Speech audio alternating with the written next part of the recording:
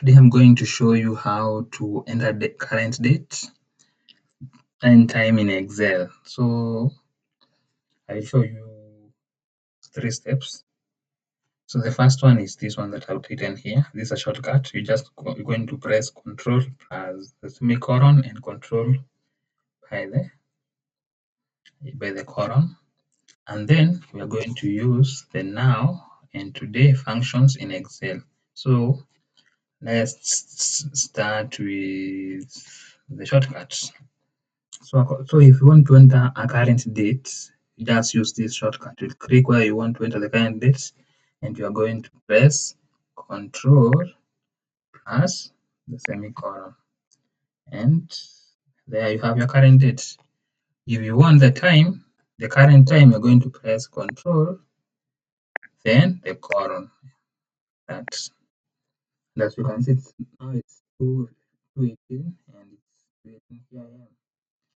Now we are going to look at the next function, which is the now and today function.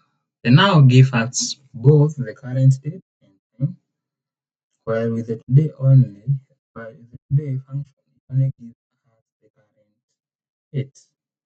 So when we enter the formula for now, we get the current date and the current time.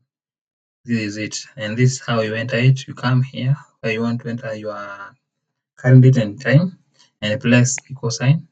Then now type now, open the bracket and close the bracket and press enter.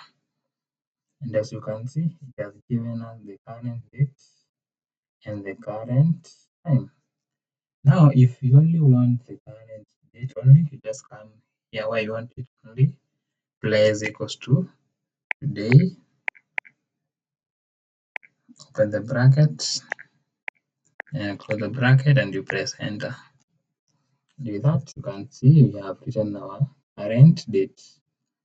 So for recap, let's see. So if you want a current date only, you can use the today function as you have been seen down there, or you can just press Ctrl plus semicolon.